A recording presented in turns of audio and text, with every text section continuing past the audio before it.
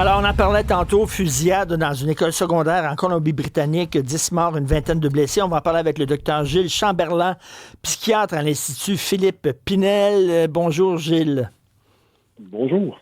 Bonjour. Bon, je le disais, là, on disait au tout début que c'était une femme. Moi, ça m'étonnait énormément parce que ce genre de fusillade-là, habituellement, c'est les hommes.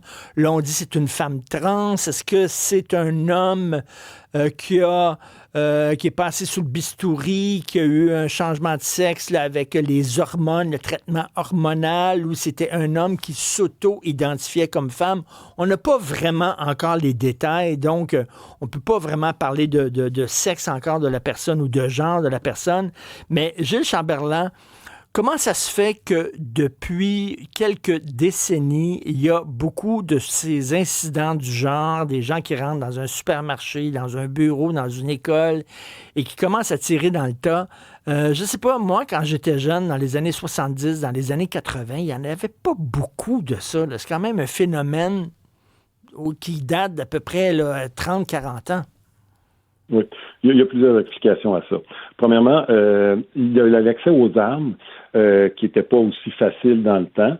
Remarquez qu'au Canada, c'est pas aussi facile qu'aux États-Unis, mais quand même, c'est plus facile que ce l'était, et c'est des armes beaucoup plus dangereuses et plus meurtrières. Fait que ça, en partant, on a les moyens de le faire, ce qu'on n'avait pas les moyens de faire avant. Deuxièmement, il y a un petit effet d'entraînement, là, une chance qui n'est pas gros, l'effet d'entraînement, mais quand même. Moi, les cas que j'ai eu à voir, on l'a pas évalué, là, fait qu'on peut pas parler du profil de la personne qui a fait ça. Mais dans un des cas, c'est des gens qui tiennent à se faire remarquer. Ils veulent faire un geste d'éclat. Souvent, c'est suicidaire aussi. Là. Ils n'ont pas prévu rien après. Là. Ils pensent qu'ils vont mourir. Donc, ils veulent faire parler d'eux. Ils veulent faire un geste d'éclat. Et moi, ceux que j'ai vus, ils vont même voir sur Internet, là, c'est quoi le record. Là. Combien il y en a eu dans un certain événement. Est-ce que je peux avoir l'attention médiatique si je fais ça? L'attention médiatique sur l'événement est quelque chose qui est important pour eux. Donc oui, il peut y avoir un certain effet d'entraînement. Des gens qui se disent je ferais ça pour me défouler, pour exprimer au monde entier ma souffrance, puis défouler ma colère. Là, ils voient que d'autres l'ont fait, donc ça devient pas juste un fantasme, mais quelque chose de possible. C'est souvent un geste qui est ruminé longtemps, là, qui apparaît comme une idée, non, je ferai pas ça, puis ça monte jusqu'à temps que ça explose. Fait que oui, il y a un petit effet d'entraînement aussi. Docteur Chamberlain, davantage de détails, là, je vais lire ça. La personne ayant ouvert le feu, elle est identifiée. Les autorités auraient identifié la personne responsable de cette tragédie. Il s'agit de Jessie Van Roosseler, une jeune femme transgenre de 18 ans qui était connue des autorités. La police a également expliqué qu'elle a été retrouvée morte après une blessure qu'elle se serait infligée. Si le motif qui l'a poussée à agir ainsi demeure pour l'instant inconnu, la police pense qu'elle agit seule. Sa mère et son demi-frère font également partie des victimes, il faut le dire. Là. Ça a été confirmé par la police mercredi. Souvent, on apprend quand ce genre d'événement-là arrive. On interviewe, bien sûr, les journalistes vont voir les voisins. Puis ce qu'on entend souvent, ça devient même un cliché. C'est une personne qui était tellement gentille, tellement fun, tranquille, elle parlait jamais. Puis ça, on a toujours en tête, méfiez-vous de l'eau qui dort, hein, docteur Chamberlain? C'est ça. C'est justement ça le problème, c'est des gens qui parlent pas. Donc, si c'était des gens qui exprimaient, déjà, le risque serait moindre. Si c'était des gens qui avaient une place pour parler, pour exprimer leurs choses, pas nécessairement en thérapie, des amis à qui raconter, c'est des gens qui vont traditionnellement se refermer sur eux-mêmes, se replier, ruminer, et là, on n'a aucune idée où ils sont rendus dans leur tête, justement parce qu'on les connaît pas. Donc, un bref sourire poli, quand on croise des gens, c'est très facile, ça ne changera pas ce qu'on a dans notre tête. Donc, justement, c'est malheureusement un processus qui est assez long avant d'exploser. Mais dans le cas présent, si vraiment il y a des décès ailleurs dans une maison, ça change la dynamique aussi. Là. Ah oui? Donc, c'est comme si quelqu'un avait c'est une hypothèse, là, je répète, on ne va pas évaluer. Mais ça fait plus compte à régler à différents endroits avec différentes personnes quand il y a plus qu'un lieu. C'est pas quelqu'un qui veut faire un geste d'éclat comme foncer avec sa voiture sur le trottoir puis faire le plus de dégâts possible pour qu'on parle de lui. Là. C'est pas ça du tout. Ici, quand on prend la peine de se déplacer, de viser des cibles, et malheureusement, c'est souvent les proches qui sont touchés. Parce que quand on rumine de la colère, c'est malheureusement souvent sur des gens proches. Souvent, c'est des blessures qu'on a subies, qu'on grossit dans notre tête. Ça finit par prendre toute la place. Et cette personne-là peut penser à un moment donné que ce qu'elle va faire, c'est légitime par rapport à la souffrance qu'elle a endurée.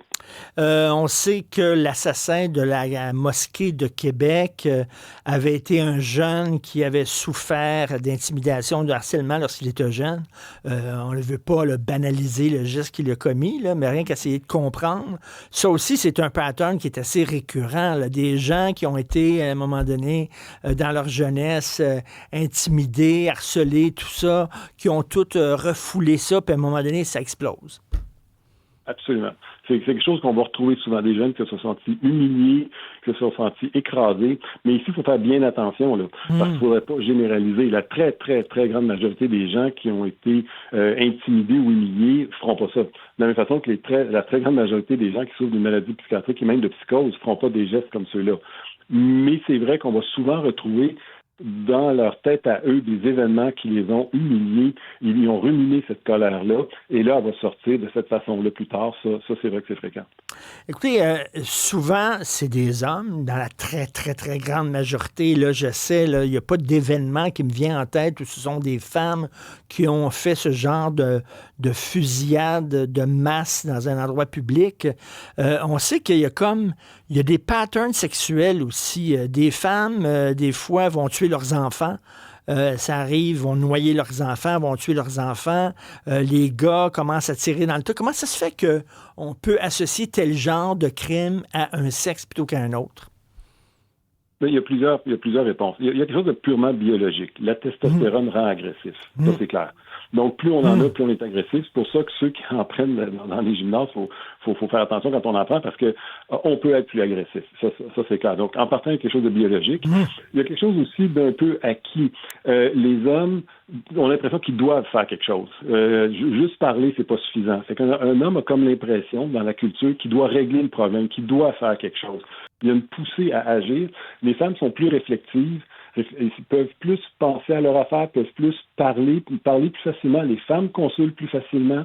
Donc, ça donne pas le même genre de crime. Une mère qui tue ses enfants, habituellement, c'est un suicide élargi. C'est quelqu'un qui a des idées suicidaires, qui veut mourir et qui dit « c'est mes enfants qui me tiennent en vie ». C'est à double tranchant parce qu'à un moment donné, elle va se mettre à projeter une vie de misère sur ses enfants comme celle qu'elle pense qu'elle a parce qu'elle est déprimée. Puis amener ses enfants avec elle, ça revient à « je vais leur éviter cette souffrance-là, puis je serai pas tout seul ». Donc, c'est souvent des suicides élargis. Par contre, quand c'est des gestes d'éclat, qui emploient des armes, quand c'est très violent, c'est souvent de la colère qu'on veut défouler. C'est les femmes qui tuent leurs enfants, souvent, c'est que je vais les amener avec moi, je les aime, je ne vais pas les quitter, ça va leur faire de la peine si je me tue, je les amène avec moi.